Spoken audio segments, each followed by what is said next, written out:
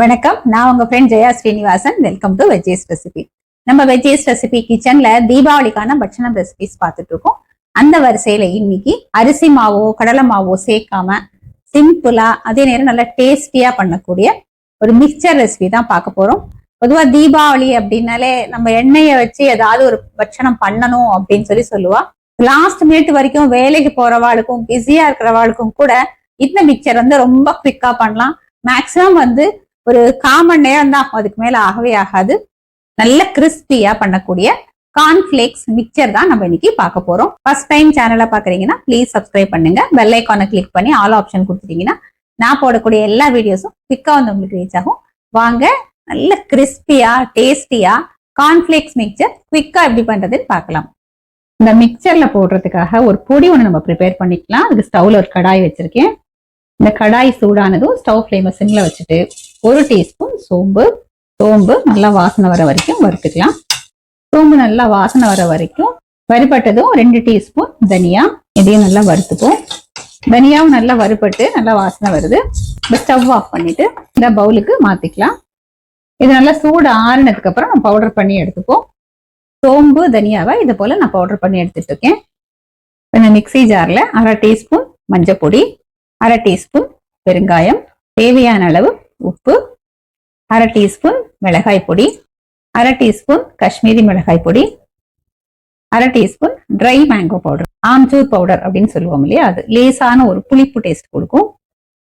Amchur powder இருந்தா சேர்த்துக்கோங்க, இல்லைன்னா இதை நம்ம அவாய்டும் பண்ணிக்கலாம். சர்க்கரையை பவுடர் பண்ணி வச்சிருக்கேன், அது 1 டீஸ்பூன் சேர்த்துக்கலாம். இது ஒரு தடவை அரைச்சி எடுத்துட்டோம் அப்படின்னா இந்த பவுடர்ஸ் எல்லாமே ஈவனா மிக்ஸ் ஆயிடும். பாருங்க, இது மாதிரி எல்லா பவுடரையும் சேர்த்து அரைச்சி எடுத்துக்கிட்டாச்சு. இது நம்ம ஒரு பவுலுக்கு ட்ரான்ஸ்ஃபர் பண்ணிக்கலாம். கடாயில எண்ணெய் வச்சிருக்கேன். எண்ணெய் நல்லா சூடாயாச்சு. இந்த மாதிரி நமக்கு ஸ்ட்ரெயினர் ஏதாவது இருக்கும் இல்லையா, அதை வச்சுட்டு இதுல நம்ம பொரிச்சோம்னா நமக்கு இப்படி எடுத்துக்கிறது ஈஸியா இருக்கும். எண்ணெய் மிதமான சூட்டுல இருக்கட்டும். இந்த கப்ல 1/2 கப் இது வறுத்த வேர்க்கடலை, அது இதுல சேர்த்துக்கலாம். வறுத்த வேர்க்கடலை இருந்தா இந்த மாதிரி நம்ம டைரக்டாவே வறுத்துக்கலாம். ஒருவேளை பச்சை வேர்க்கடலை தான் இருக்கு அப்படின்னா ஃபர்ஸ்ட் ட்ரை ரோஸ்ட் பண்ணிட்டு அதுக்கப்புறம் வறுத்துக்கணும். ஏன்னா நம்ம டைரக்டா பச்சை வேர்க்கடலையை எண்ணெயில போட்டோம்னா மேல சீக்கிரம் கலர் மாறிடும், உள்ள பச்சையாவே இருந்துரும். அப்ப சாப்பிடும்போது அந்த அளவுக்கு நல்லா இருக்காது. இந்த மாதிரி டீப் ஃப்ரை பண்ணும் போதும் எண்ணெய் மிதமான சூட்ல வச்சு நம்ம ஃப்ரை பண்ணாதான் இந்த கடலை உள்ள வரைக்கும் நல்லா ஃப்ரை ஆகும். கடலை நல்லா ஃப்ரை ஆயாச்சு. கலர் பார்த்தாலும் தெரியும், லேசா கிராக்ஸும் வந்திருக்கும். இந்த மாதிரி ஸ்ட்ரைனர் வச்சு வறுத்தோம்னா நமக்கு எடுக்கிறது ரொம்ப ஈஸியா இருக்கும். எண்ணெயை நல்லா ஃபுல்லா ட்ரெயின் பண்ணிட்டு நம்ம அதுக்கப்புறம் எடுத்துக்கலாம். எண்ணெயில இருந்து ட்ரெயின் பண்ண அந்த வேர்க்கடலையை இந்த பவுல்ல சேர்த்துக்கலாம். நம்ம பவுடர் பண்ணி மிக்ஸ் பண்ணி வச்சிருக்கோம் இல்லையா, இந்த பவுடரை ஒரு 1/2 டீஸ்பூன் அளவுக்கு இந்த வேர்க்கடலை சூடா இருக்கும் போதே சேர்த்துருவோம். இதை அப்படி நல்லா குலுக்கி மிக்ஸ் பண்ணிக்கலாம்.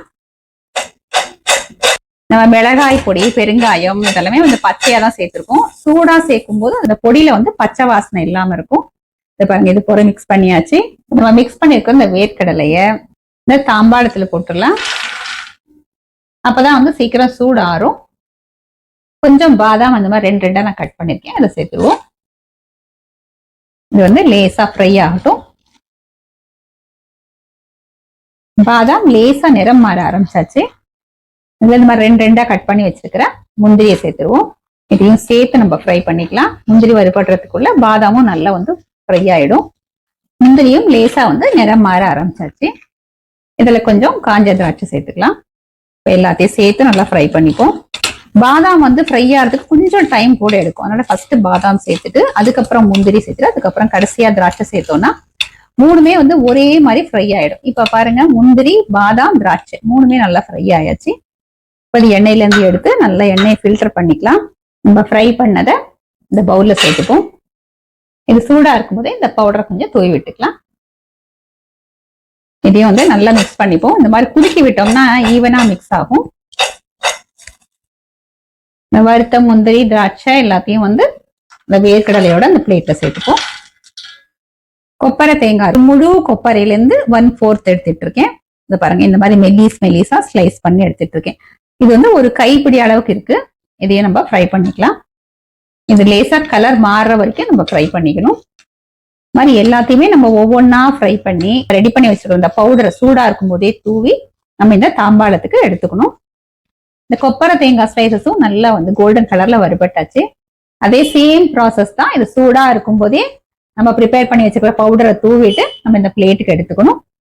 ஒரு பச்சை மிளகாய் நல்லா பொடி பொடியா கட் பண்ணி சேர்த்துக்கலாம்.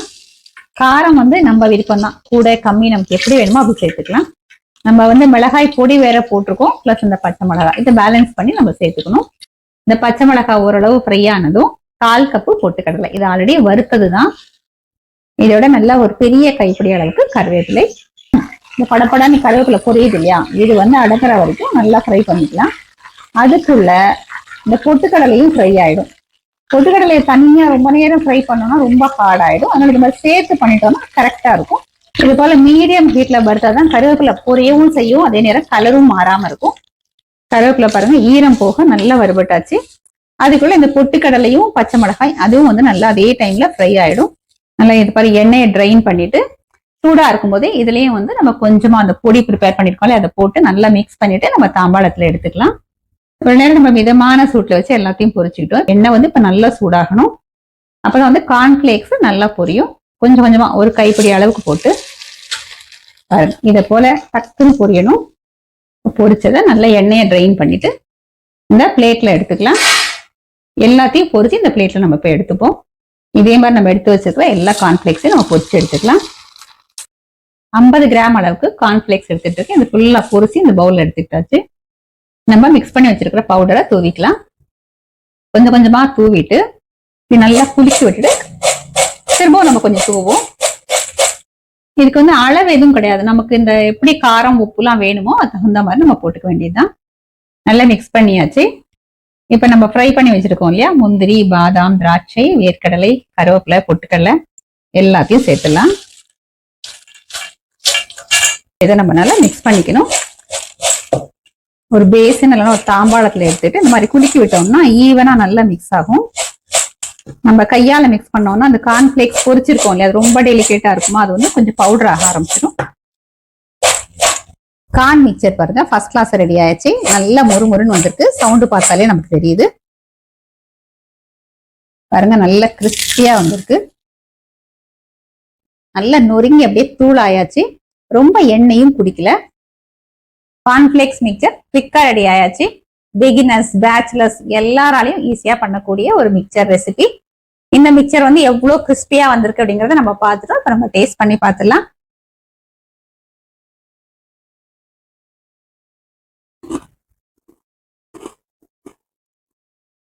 ஃபர்ஸ்ட் கிளாஸா இருக்கு. இல்ல மொறுமொறுன்னு இருக்கு. சோம்பு, தனியா வறுத்து பவுடர் பண்ணிருக்கோம்.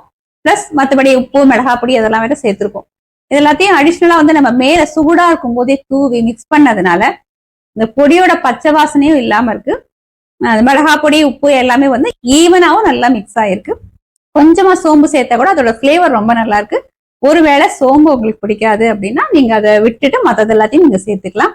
இதுக்கு பெருசா அளவுகள் அப்படின்னு எதுவும் இல்லை. நம்ம சேர்க்கக்கூடிய எல்லா பொருளுமே நமக்கு எது ரொம்ப அதிகமா பிடிக்குமோ அதை வந்து நம்ம எக்ஸ்ட்ராவா சேர்த்துக்கலாம்.